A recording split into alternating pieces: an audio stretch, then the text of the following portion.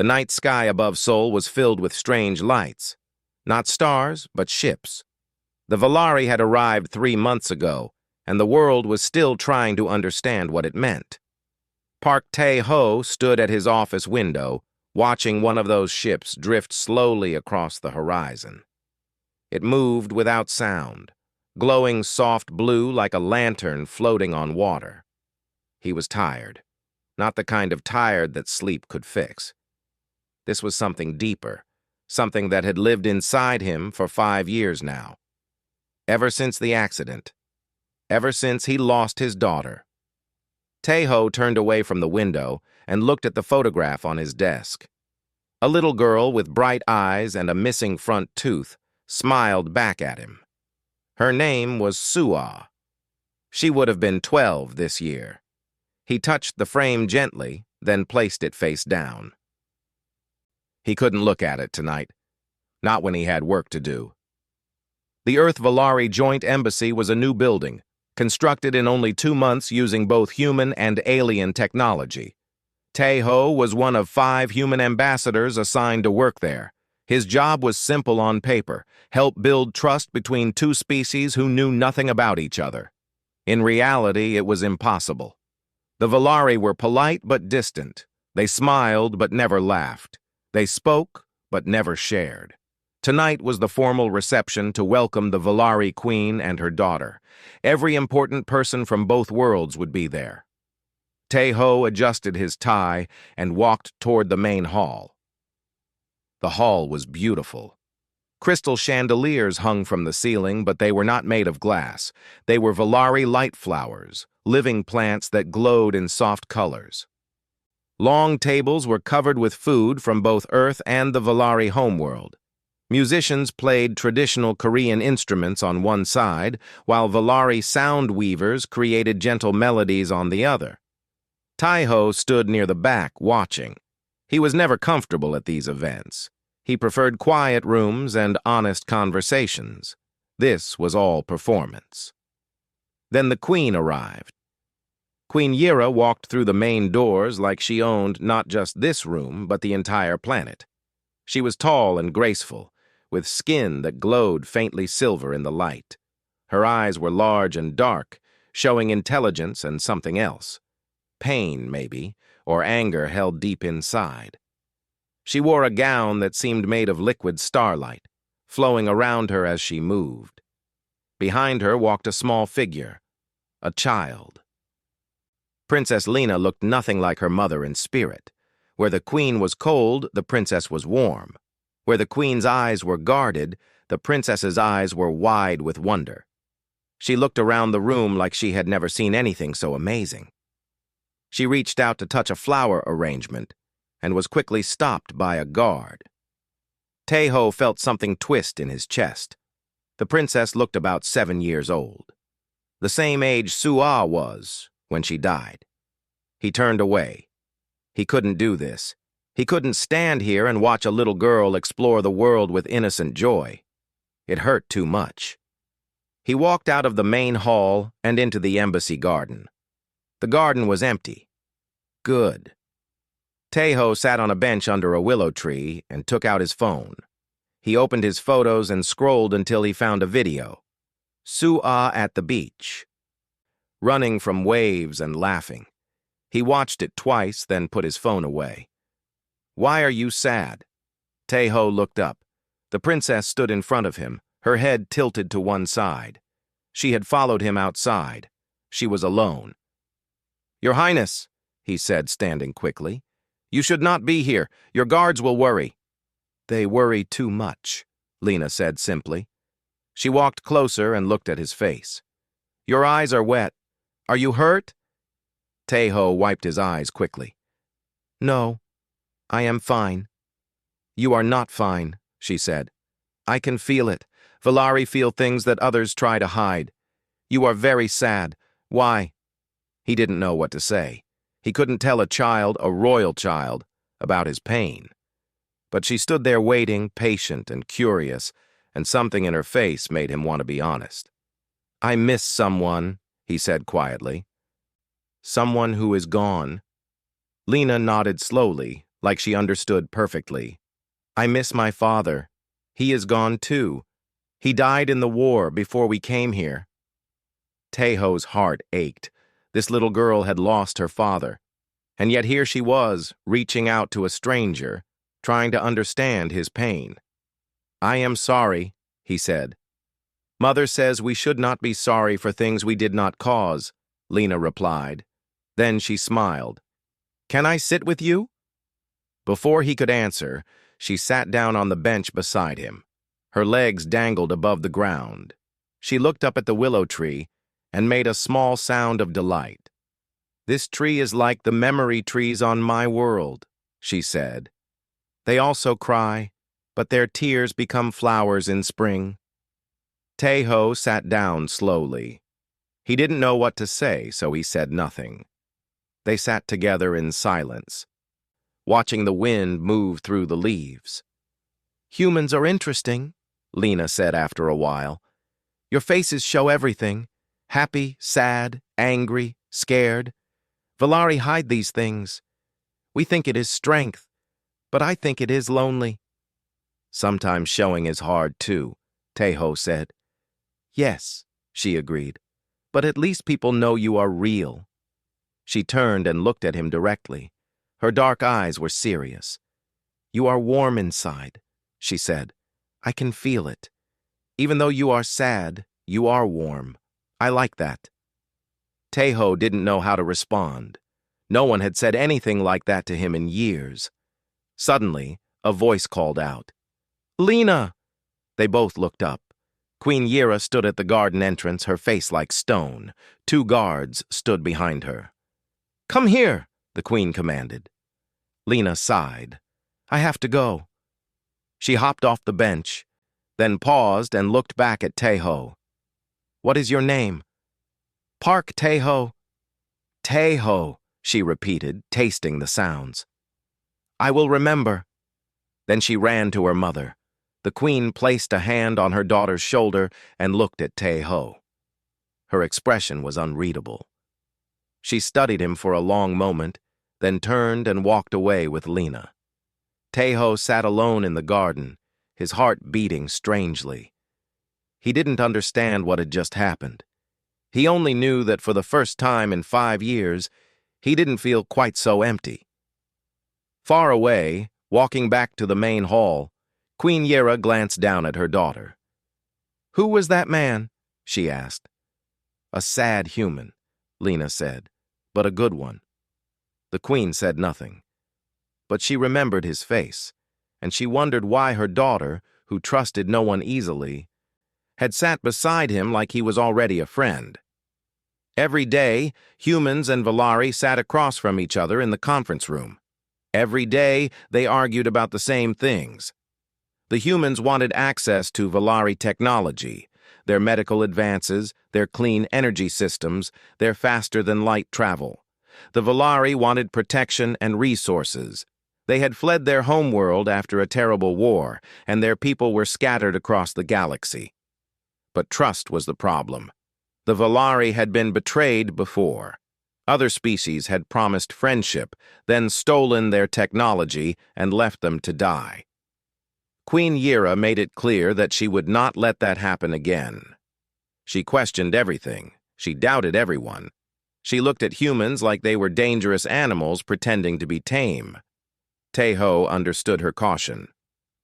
But he also knew that without trust, there could be no alliance. And without an alliance, both species would suffer. She is impossible, said Kim Yuna, Taeho's assistant. They were eating lunch in his office, reviewing the morning's failed negotiations. Every time we offer something, she finds a reason to refuse. She doesn't want a partnership. She wants a guarantee that we will never hurt her people. But we can't give her that. No one can promise the future. Taeho nodded slowly. She is afraid. She is a queen, Yuna said. Queens are not supposed to be afraid. Everyone is afraid of something, Taeho replied. She lost her husband. She almost lost her planet. She is responsible for millions of lives. That kind of weight creates fear. Yuna shook her head. You always try to understand people. even the difficult ones. Understanding is the first step to connection, he said. Yuna smiled a little. You sound like a teacher. I was a father, he said quietly. That is the same thing. Before Yuna could respond, there was a knock at the door. A guard entered, looking nervous. Ambassador Park, the guard said. The princess is missing again. Her guards cannot find her anywhere. Taeho stood up immediately. This was the third time this week. He found Lena in the embassy kitchen. She was sitting on a counter, watching the human cooks prepare food. One of them, an older woman named Bokja, was teaching her how to fold dumplings. Lena's small hands were covered in flour, and she was laughing.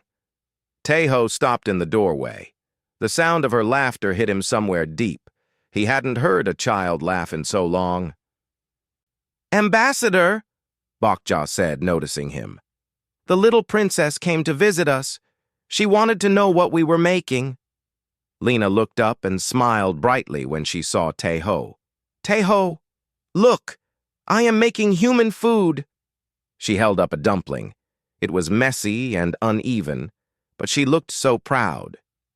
That is very good, Taeho said gently. But your guards are looking for you. They are worried.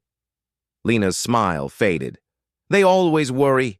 They never let me do anything. I just want to see things. I want to learn. Taeho walked over to her. I understand. But your mother needs to know where you are. It is not safe to wander alone. I am not alone, Lena said. I am with you. Those words settled into his chest and stayed there. From that day on, Lena found him whenever she could. She escaped her guards, she was surprisingly good at it, and appeared wherever Taeho was, in his office, in the garden, in the hallways. She asked him questions about everything. Why do humans bow? What is that food called? Why does that man have hair on his face? What are those symbols in your books? Taeho answered every question patiently. He taught her about Korean culture, the food, the music, the holidays. He showed her how to write her name in Korean characters. He taught her how to fold paper cranes and told her the story of the 1,000 cranes. If you fold 1,000 cranes, you get a wish, he explained. Lena's eyes went wide. Any wish? Any wish. She immediately started folding.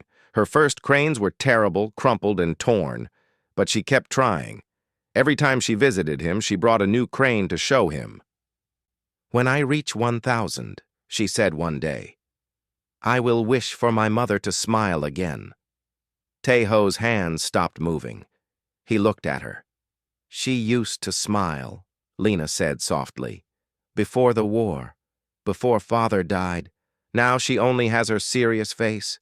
I miss her smile. Taeho felt his throat tighten. He reached out and gently touched her head. That is a good wish, he said. Yuna watched all of this with growing concern. One evening, she came to Taeho's office after Lena had left. You need to be careful, she said seriously. Taeho looked up from his desk. Careful of what? Of getting attached. Yuna sat down across from him. She is not your daughter, Taeho. She is the Valari princess. If the queen thinks you are trying to influence her child, it could destroy everything we are working for. I am not trying to influence anyone, Taeho said. She comes to me. She is lonely and curious. I am just being kind. The queen may not see it that way, Yuna warned. You know how protective she is. If she thinks you are a threat to Lena, I would never hurt that child. I know that, but the queen does not. Taeho was quiet for a moment. He knew Yuna was right. He knew the risk. But every time he tried to send Lena away, he saw her face fall, and he couldn't do it. She needed someone to talk to, someone who listened, someone who wasn't afraid of her or trying to use her. I will be careful, he said finally. But even as he said it, he knew it was already too late. Lena had crawled into his heart, and he didn't know how to push her out. He wasn't even sure he wanted to. What he didn't know was that Queen Yira was receiving reports about every meeting. Her advisors told her that the human ambassador was spending too much time with the princess. They called it suspicious. They called it dangerous. He could be trying to manipulate her, one advisor said. Children are easy targets. Through her, he could influence you. Yira listened without expression. She dismissed her advisors and sat alone in her chambers. She thought about what she had seen in the garden that first night. The way Tai Ho had looked at Lena, the way he had spoken to her, not like a royal to be impressed, but like a person to be heard. She thought about her daughter's laughter in the kitchen. Lena had not laughed like that since before the war. Yira closed her eyes. She did not trust humans. She could not afford to trust anyone. But something about this man made her pause. She decided she would watch him more closely. She would find his weakness. She would discover his true intentions. And if he was a threat, she would destroy him without mercy. But if he was not, if he was truly what he seemed to be, then she did not know what she would do. Because that would mean that humans were not what she believed, and that possibility frightened her more than anything. Scientists said it would fill the sky with thousands of falling stars. The embassy decided to host a viewing event on the rooftop garden. Both humans and Valari were invited. It was meant to be a moment of peace, a reminder that they all lived under the same sky. Taeho arrived early. The rooftop had been decorated with soft lights and comfortable seating. Food and drinks were arranged on long tables. Telescopes were set up for closer viewing. The night air was cool and clean. Slowly, people began to arrive. Diplomats, officials, guards, and staff. They gathered in small groups, talking quietly and looking up at the dark sky. The Valari stood apart from the humans, as always, two species sharing the same space, but not the same world. Tai Ho found a quiet corner near the edge of the roof. He didn't feel like talking tonight. He had been thinking about Suwa all day. She had loved stars. Every night she made him point out the constellations before she would go to sleep. He could still hear her voice in his memory. "That one, Appa. Tell me that one's story." He was so lost in thought that he didn't notice Lena until she was standing right next to him. "You are hiding," she said. He looked down at her. She was wearing a silver dress that made her skin glow brighter than usual. Her dark hair was decorated with tiny, glowing flowers. She looked like a little piece of the night sky herself. "Not hiding," he said. "Just thinking." "Thinking is sometimes hiding," Lena replied. She climbed onto the bench beside him. "My mother does it too. She sits alone and thinks, and then she is far away even when she is next to me." Taeho didn't know what to say to that, so he just nodded. They sat together in silence as the sky began to change. First one streak of light, then another, then dozens, hundreds, filling the darkness with silver trails. The crowd gasped and pointed. Even the serious Valari looked up with wonder.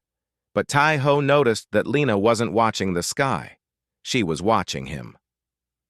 "Tai-Ho," she said quietly. "Can I ask you something?" "Of course." She was quiet for a moment, like she was gathering courage. Then she said, "What is an Earth Father?" Tai-Ho blinked. "Where did you learn that word?" "From the books you gave me, the human children's stories. They talk about mothers and fathers. I know what those are. We have them too. But some stories talk about people who are not born as family but become family. Stepfathers, adopted fathers, chosen fathers." She paused. "Earth fathers." Taeho felt his chest tighten. He wasn't sure where this conversation was going, but he felt something important coming. "I suppose an Earth Father would be someone who acts as a father to a child," he said carefully. "Not by blood, but by choice. Someone who protects them, teaches them, cares about them." Lena nodded slowly. She looked down at her hands. She was holding a paper crane, one of the ones he had helped her make. She turned it over and over in her small fingers. "I don't remember my real father very well," she said. "I was very young when he died. Mother tells me stories about him, but it's not the same. I know he was brave. I know he loved us. But I don't remember his voice. I don't remember how it felt when he held me." Taeho's heart ached. He wanted to comfort her, but he didn't know how. "That must be very hard," he said softly. Lena looked up at him. Her eyes were shining with unshed tears. "I see how human children are with their fathers," she said. "They laugh together. They hold hands. They ask questions and get answers. They are not afraid." She swallowed. "I want that. I know I am a princess. I know I am supposed to be strong and not need anything. But I want someone to be my father, just mine, someone who is there because they want to be, not because it is their duty." She took a deep breath. Then, in a voice so small he almost didn't hear it, she asked, "Taeho, will you be my Earth Father?" The words hit him like a wave. For a moment he couldn't breathe. He stared at her, this small, brave, lonely child, and felt tears burning in his eyes. He thought about Su'a. He thought about all the years he had spent with an empty heart, wishing he could be a father again. He thought about how Lena had brought light back into his life without even trying. He knelt down in front of her so they were face to face. "Lena," he said, his voice unsteady. Ambassador Park." The voice was cold and sharp. Taeho turned and saw Queen Yira standing 10 feet away. She had heard everything. Her face was like ice. Her eyes burned with something dangerous, anger maybe, or fear. Her hands were clenched at her sides. "Lena," the queen said. "Come here, now." Lena's face crumpled. "Mother, Now." The princess slowly climbed off the bench. She looked back at Taeho with desperate eyes, but he could do nothing. He could only watch as she walked to her mother. Queen Yira took her daughter's hand tightly. Then she looked at Taeho. The look lasted only a few seconds, but it felt like hours. He could not read her expression. Was it hatred, disgust, or something else? "We will speak tomorrow," she said. Her voice was ice. "Do not go anywhere." Then she turned and walked away, pulling Lena with her. The little girl looked back one more time, and Taeho saw tears running down her glowing cheeks. Then, they were gone. Taeho stayed kneeling on the ground, alone. Above him, the meteor shower continued, thousands of stars falling through the darkness. But he didn't see them. He could only see Lena's face. He could only hear her question echoing in his mind. "Will you be my Earth Father?" He had wanted to say yes. Every part of him had wanted to say yes. But now he had made everything worse. The queen had heard. She thought he was trying to take her daughter. She thought he was a threat. Tomorrow she would probably send him away, or worse. Yuna found him there an hour later. The rooftop was empty, the party long over. He was still sitting on the bench, staring at nothing. "Taeho," she said softly, "what happened?" He told her everything. Yuna sat down heavily. "This is bad. I know. The queen could end your career. She could end the entire alliance." "I know." Yuna was quiet for a moment. Then she asked, "What were you going to say? When Lena asked you?" Taeho looked at her with tired eyes. "I was going to say yes," he admitted. Yuna stared at him. Then, slowly, she nodded. "Then tomorrow," she said, "you tell the queen the truth. All of it. You tell her why." "She won't believe me." "Maybe not," Yuna agreed. "But it's the only chance you have." Taeho looked up at the sky. The meteor shower was ending. Only a few streaks of light remained.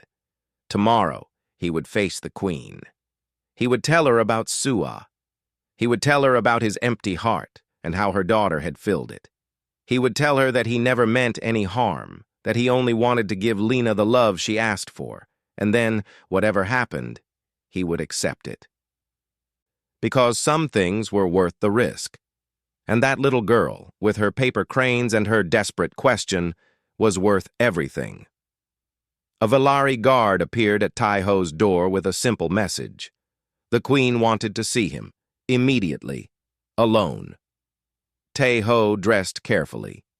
He chose a dark suit, simple and respectful. He did not try to look powerful or impressive. He wanted to look honest. That was all he had. The walk to the Queen's private chambers felt like the longest of his life. His footsteps echoed in the empty hallways. Guards watched him pass but said nothing. They all knew. Word had spread. The human ambassador had tried to claim the princess. He had overstepped. Now he would pay. Two massive doors stood at the end of the hall. They were carved with Valari symbols, stories of their history, their wars, their losses. Tai-Ho stopped in front of them and took a deep breath. The doors opened. Queen Yira's chambers were nothing like he expected. There were no thrones, no gold, no displays of power. The room was simple and almost empty. Soft light came through tall windows, a few pieces of furniture, a shelf with books, a small table with 2 chairs. And there was the Queen. She stood by the window, her back to him. She wore a plain gray dress, no jewelry, no crown. Her silver hair fell loose down her back. She looked smaller than she did in public, more human, more real. "Close the door," she said without turning around. He did. "Sit." He walked to the table and sat in one of the chairs. He waited. His heart was beating hard, but he kept his breathing steady. He would not show fear. He would not apologize for caring about Lena. Finally, the Queen turned. Her face was calm, but her eyes were not. They burned with something intense. Anger, yes, but also confusion, pain. She walked to the table and sat across from him. For a long moment, she said nothing. She just studied him like he was a puzzle she couldn't solve. "My daughter has not stopped crying since last night," she said at last. Her voice was cold. "She thinks I am angry with her. She thinks she did something wrong." Tai-Ho felt his chest hurt. "She did nothing wrong." "Then you admit that you are the one at fault." "I admit that I care about her. If that is a fault, then yes." The Queen's eyes flashed. "Care about her? You have known her for 3 weeks. You are a stranger, a human. You have no right to care about her." "Care is not about rights," Tai-Ho said quietly. "It is about hearts." The Queen slammed her hand on the table. The sound cracked through the room like thunder. "Do not speak to me of hearts," she shouted. "You know nothing of what I have felt, nothing of what I have lost." She stood and paced the room, her composure finally cracking. This was not the Ice Queen the world saw. This was a mother in pain. "I lost my husband," she said, her voice shaking. "I watched him die protecting our people while our world burned. I held my daughter in my arms and ran through fire to reach the evacuation ships. I have spent 5 years keeping her safe, keeping our people alive, making impossible decisions so that we could survive. And now you come along with your sad eyes and your gentle voice, and my daughter thinks you can replace her father." Tai-Ho stayed seated. He kept his voice calm. "I would never try to replace her father." "Then what do you want?" Yira demanded. "What is your purpose? Are you trying to manipulate her? To use her to get to me? Is this some human strategy to control the Alliance through a child?" "No." "Then what?" Tai-Ho took a breath. Then he told her. He told her about Su'a. He told her about the car accident, the hospital, the funeral. He told her about the years after, the empty apartment, the silence, the way food lost its taste and sleep became impossible. He told her how he threw himself into work because it was the only thing that kept him from drowning. "I was not alive," he said. "I was just existing. Every day was the same gray nothing. I smiled when I needed to smile. I spoke when I needed to speak. but inside, I was hollow. The queen stood still by the window, listening. Her expression had changed. The anger was fading, replaced by something else. "Then I met your daughter," Taeho continued. "She found me in the garden that first night. She asked me why I was sad. No one had asked me that in 5 years. People avoided my pain. They didn't want to see it. But Lena saw it, and she wasn't afraid of it." He looked at the queen directly. "She did not replace Su-Ah. No one could ever do that. But she reminded me what it felt like to care about someone. She brought warmth back into my life. When she laughs, I remember what joy sounds like. When she asks questions, I remember what curiosity feels like. When she sits beside me and folds paper cranes, I feel like maybe there is still some purpose in being alive." He paused. "I know I am not her father. I know I have no claim to her. But when she asked me that question last night, when she asked me to be her Earth father, I wanted to say yes. Not because I want to take her from you, but because I love her.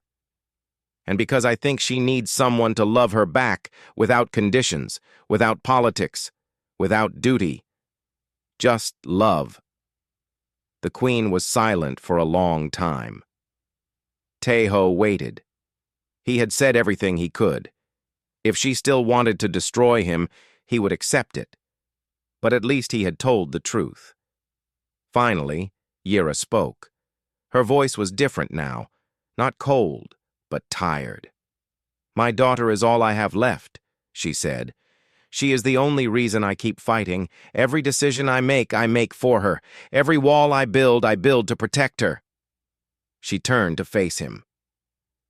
"I have built so many walls that I cannot even reach her anymore. She cries, and I don't know how to comfort her. She asks for things I don't know how to give." She sat down again, slowly, like all her strength was gone. "When I saw her with you," she said quietly, "when I heard her laughing in the kitchen, talking about paper cranes and wishes, I did not feel angry. I felt jealous." Taeho blinked. He had not expected that. "Jealous," Yira repeated, "because she was happy with you in a way she has not been happy with me. Because you gave her something I have failed to give.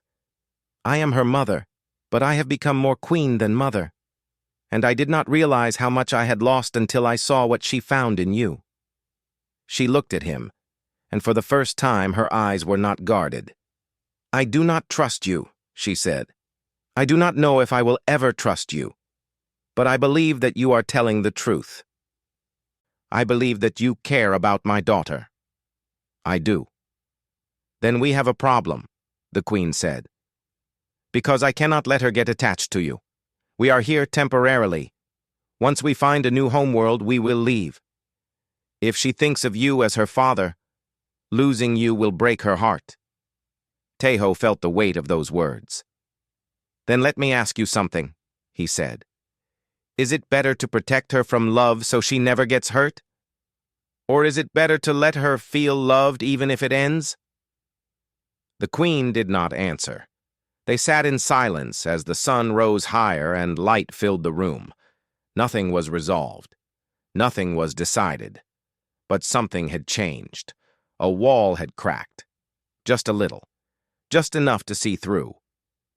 "You may go," the queen said finally. "I need to think." Taeho stood and bowed respectfully. He walked to the door, then stopped. "Your Majesty," he said without turning around, "Lena's wish, the one she is folding cranes for, is to see you smile again." He left before she could respond. But if he had looked back, he would have seen the queen's hand pressed against her heart, and he would have seen the tears she finally let fall. Taeho went to work. He attended meetings. He reviewed documents. But everything felt distant, like he was watching his own life through glass. He had not seen Lena since the night of the meteor shower. He had not heard anything from the queen. Yuna tried to keep him focused. "The negotiations are actually improving," she told him one morning. "The Queen agreed to share some basic medical technology. It's small, but it's progress." Tejo nodded but said nothing. "You need to let this go," Yuna said gently. "You did everything you could. Now it's up to her." She was right. He knew she was right. But he couldn't stop thinking about Lena. Was she okay? Was she still crying? Did she think he had abandoned her? The answer came that night, but not in any way he expected. It started with a sound. Tejo was in his office, working late.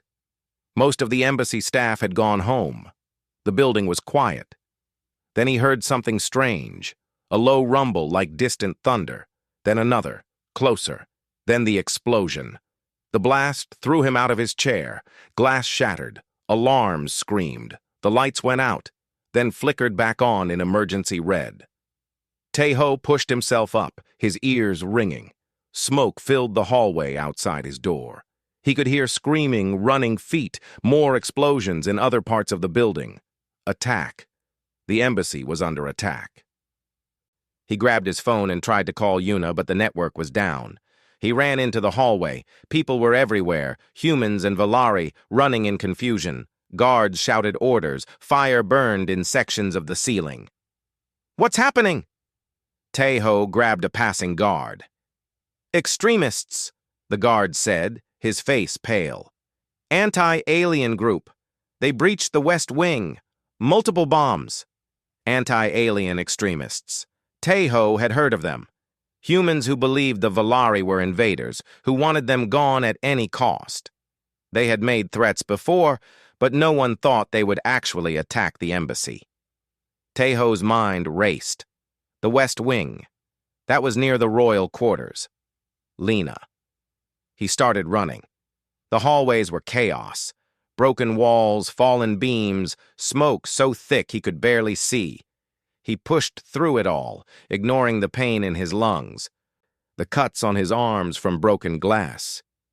He had to find her. He had to make sure she was safe. He reached the royal wing and found it destroyed. The ceiling had collapsed. Debris covered the floor. Valari guards lay injured, some not moving at all, but there was no sign of the queen or the princess. "Lena!" he shouted. "Lena!" No answer. He climbed over rubble, searching. His hands were bleeding. His suit was torn. He didn't care. Then he heard it, a small voice crying, "Help! Please!" He followed the sound down a side corridor. Part of the wall had fallen, creating a small cave of broken stone and metal. And there, trapped inside, was Lena. She was curled in a ball, covered in dust.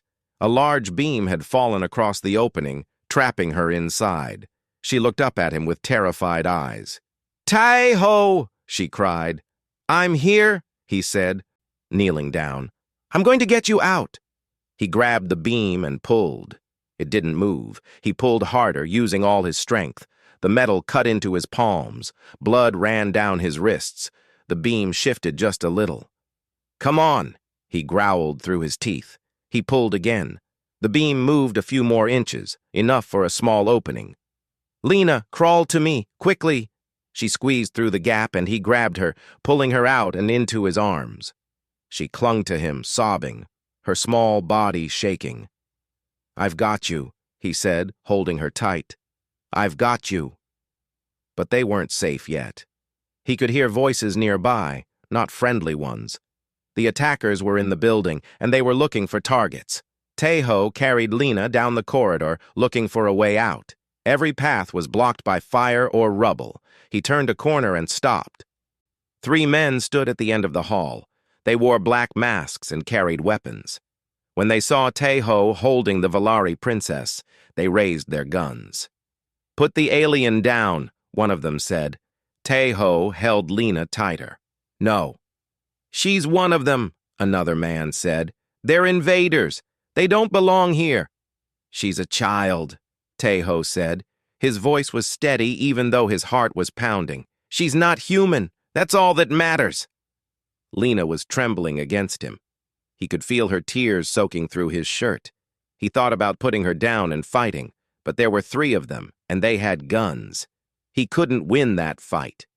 So he did the only thing he could. He turned and shielded her with his body. "If you want her," he said, "you go through me." He waited for the gunshot. Instead, he heard a different sound, a high-pitched shriek of energy. Blue light flashed. The 3 attackers flew backward, hitting the wall and collapsing. Tae-ho looked up. Queen Yira stood at the other end of the hall. Her hand was raised, glowing with power. Her face was fierce, terrible, beautiful. Behind her stood a squad of Valari guards. She ran forward. "Lena!" Lena lifted her head from Tae-ho's shoulder. "Mother!" The queen reached them and fell to her knees, pulling her daughter into her arms.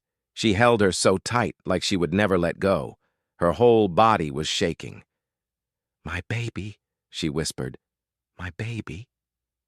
Lena wrapped her arms around her mother's neck. "I was so scared, but Tae-ho found me. He saved me." The queen looked up at Tae-ho. Her eyes were wet. She looked at his bleeding hands, his torn clothes, the way he had placed himself between her daughter and death. "You protected her," she said. "Yes." "They would have killed you." "Yes."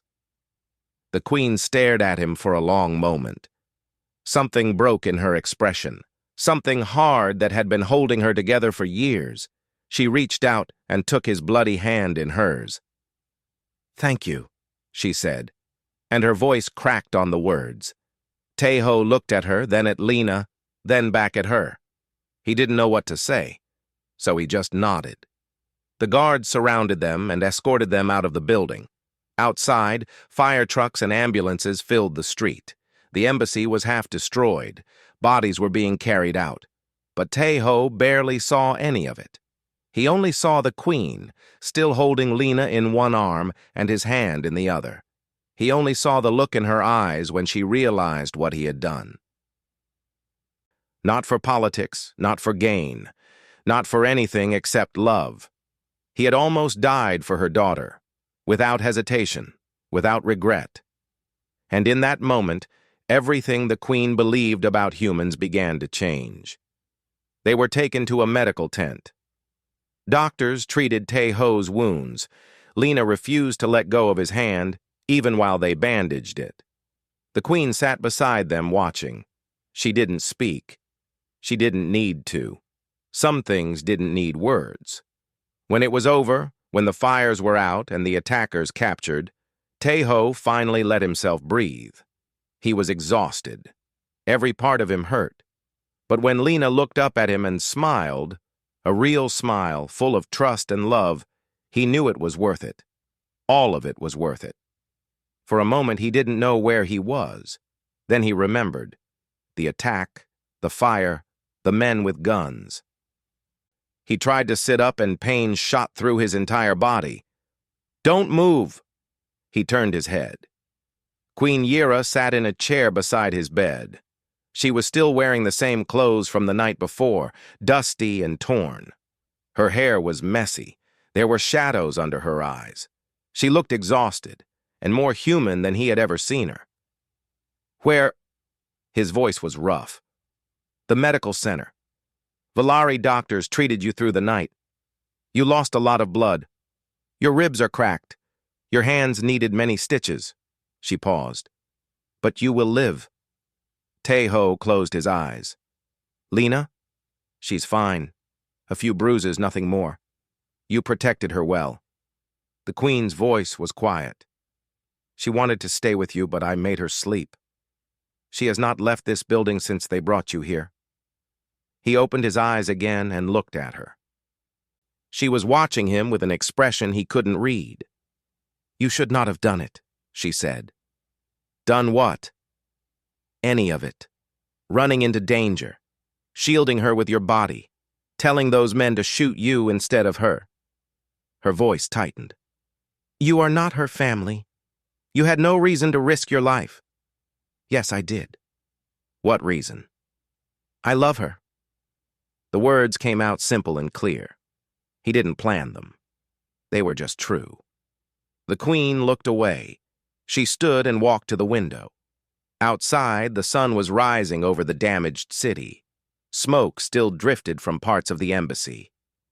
"When I was young," she said slowly, "I believed in love. I married a man who taught me that strength and kindness could exist together. He was a warrior, but he cried when our daughter was born. He fought in battles, but he spent every night singing her to sleep. He showed me that feeling deeply was not weakness." She turned to face Tae-ho. "Then he died, and I decided that he was wrong. Feeling deeply was weakness, because when you lose someone you love that much, it destroys you. So I closed my heart. I became the queen my people needed, strong, cold, untouchable." She walked back to the bed and sat down again. "But closing my heart didn't protect me. It just made me alone, and it made my daughter alone too. She needed a mother who could hold her and comfort her, and instead she got a queen who could only command and protect. I kept her safe, but I didn't keep her happy." Tae-ho listened without speaking. "Last night," the queen continued, "when I found you in that hallway, when I saw you standing in front of those guns with my daughter in your arms, I understood something I had forgotten. Love is not weakness. Love is what makes us willing to die, and willing to live." She reached out and took his bandaged hand. Her fingers were gentle. "My husband did not die because he loved us. He died protecting civilians who had no one else to fight for them. He died because his heart was too big to let innocent people suffer. That is not weakness. That is the greatest strength there is." She looked into his eyes. "You have that same heart. I see it now. I saw it from the beginning, but I was afraid to believe it. I thought humans must be like the other species who betrayed us. I thought kindness was always a trick, but you have never wanted anything from us. You just wanted to care for a little girl who needed caring." Tae-ho felt his throat tighten. "She is easy to care for." "She is difficult," the queen said with a sad smile. "She runs away from her guards. She asks questions without stopping. She cries when she is frustrated and laughs too loudly when she is happy. She is stubborn and curious and brave and foolish, just like her father." "She is wonderful," Tae-ho said. "Yes, she is." The queen was quiet for a moment. Then she said, "She asked you to be her Earth father." "Yes." "And you wanted to say yes." "Yes." The queen nodded slowly. "Then I have a question for you." Tae-ho waited. "I have watched you," she said. "I have studied you. I thought I would find your weakness, your trick, your hidden purpose. Instead, I found a man with a broken heart who is still capable of love. I found someone who does not want power or secrets or influence. Someone who only wants to matter to someone again." She leaned closer. "I am not good at opening my heart. I have kept it closed for so long that I do not know if it still works. But when I saw you last night, when I thought those men were going to kill you, I felt something I have not felt since my husband died. I felt afraid of losing someone." Tae-ho's breath caught. "I am not asking for anything," the queen said quickly. "I know we are different. I know there are politics and complications and 100 reasons this is impossible. But I need to say it, because I have spent too many years not saying the things that matter." She took a breath. "You ask me if it is better to protect someone from love, or to let them feel it even if it ends.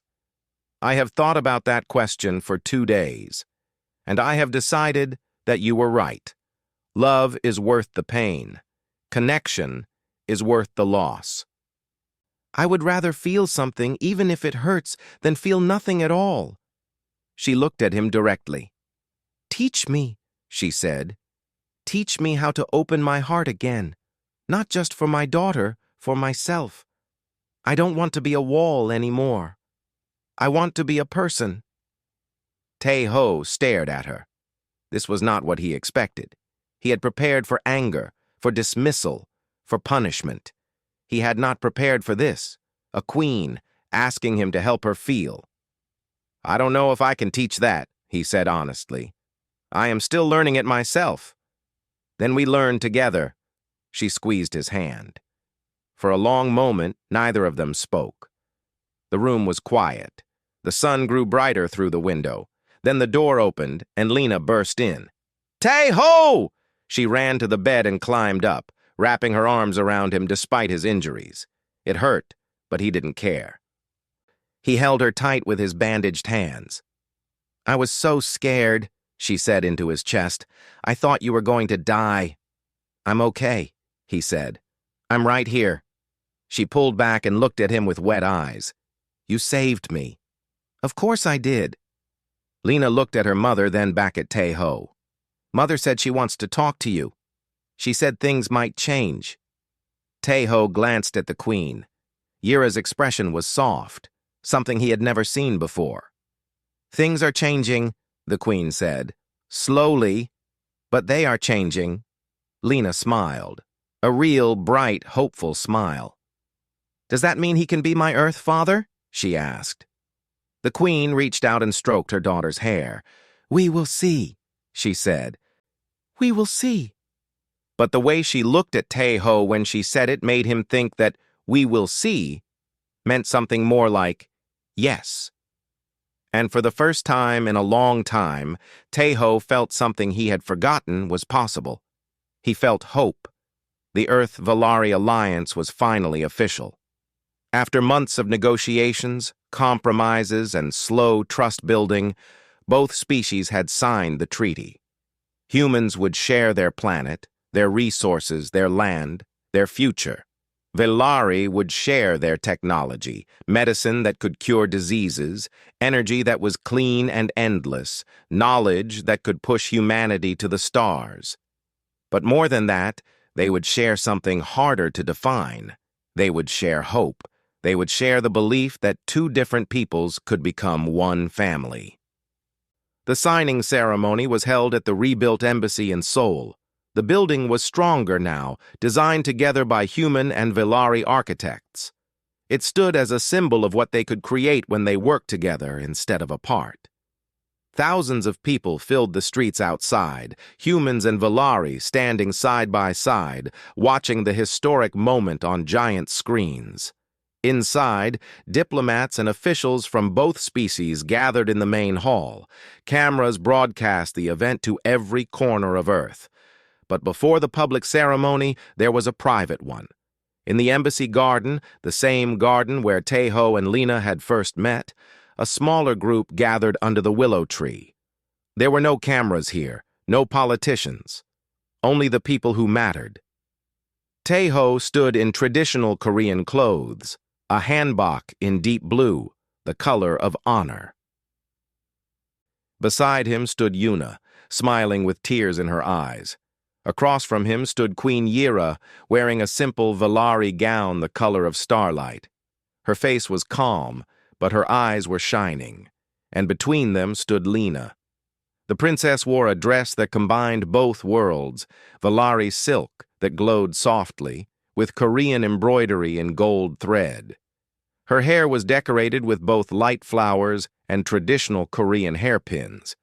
She held a box in her hands, and she was practically vibrating with excitement. This was the ceremony she had waited for, the ceremony to make Tay-ho her Earth father. The officiant was an elderly Valari woman named Dara, a keeper of traditions. She spoke in a voice that was gentle but carried clearly. "In our culture, family is not only blood," Dara said. "Family is those who choose each other. Those who commit to love and protect, to teach and to grow. Today, we honor that choice." She looked at Lena. "Princess Lena, do you choose this man to be your guardian on this world? To be your teacher, your protector, your Earth father?" Lena nodded so hard her whole body moved. "Yes," Dara smiled softly. "And Park Tay-ho, do you choose this child to be your responsibility and your joy? Do you promise to guide her, support her, and love her as your own?" Tay-ho looked at Lena. His heart was full. "I do." Dara turned to the Queen.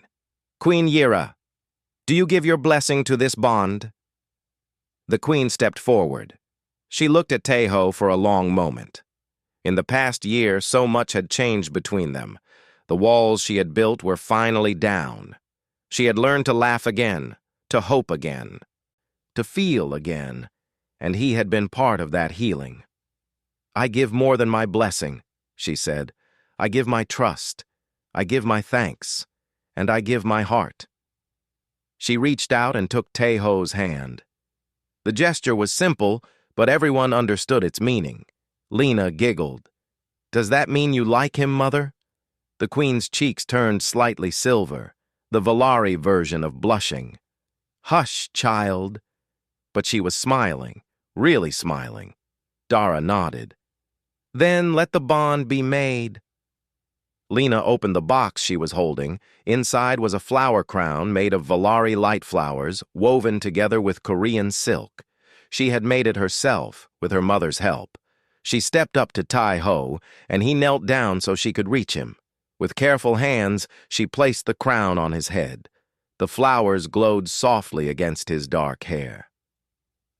You are now my Earth Father, she said solemnly. Then she broke into a huge smile and threw her arms around him. I love you, Appa. Appa, the Korean word for father. She had been practicing it in secret. Tejo held her tight. His eyes were wet, but he didn't care. I love you too, little one. When they separated, Tejo reached into his pocket and pulled out a small object, a norige, a traditional Korean charm. It was made of silk and jade, with delicate knots that had taken him hours to tie. This is for you, he said. In Korean tradition, we give these to people we want to protect. It carries good luck and love. He tied it gently to her dress. Lena touched it with wonder. It's beautiful, she whispered. Yuna was crying openly now.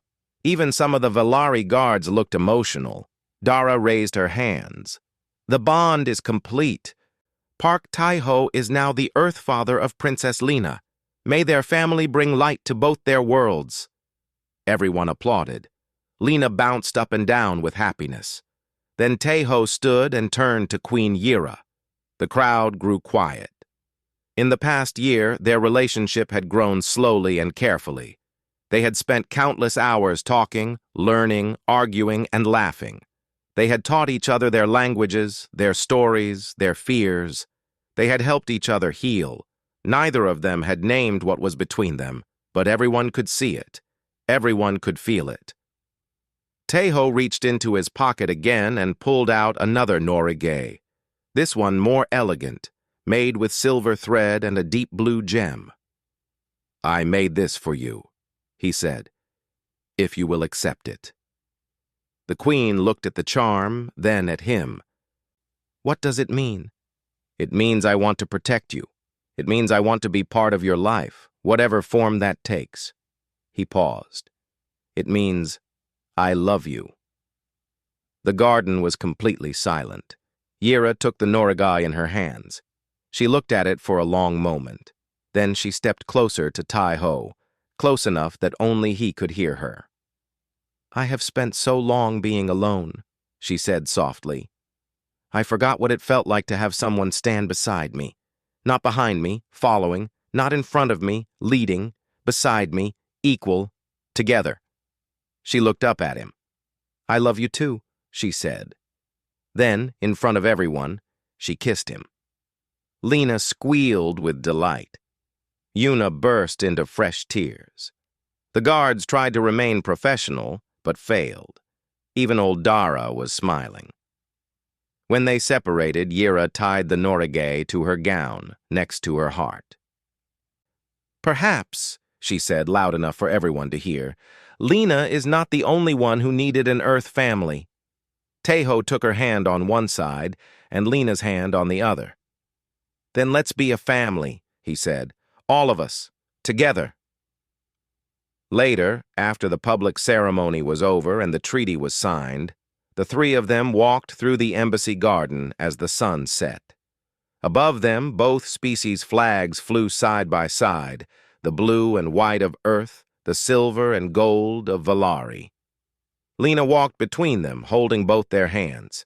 She was talking about everything: the food at the ceremony, the funny way one diplomat sneezed, her plans for tomorrow. "And then we can make more paper cranes," she said. "I'm almost at 1,000. Tejo smiled. "What will you wish for when you reach it?" Lena thought about it seriously. Then she shook her head. "I don't need to wish anymore," she said. "I already have everything I wanted." She squeezed their hands tighter. Behind them, the embassy glowed with light and life. Around them, humans and Valari walked and talked and laughed together. Ahead of them, the future waited. Uncertain, yes, but full of possibility. And in that moment, walking together through the garden where it all began, they were not a queen and an ambassador and a princess. They were just a family found across the stars, a family made of choice and courage and love. And that, in the end, was humanity's greatest gift to the universe. Not technology, not strength, not ambition, just the simple, powerful belief that no one has to be alone, that anyone can become family, that love given freely can change everything.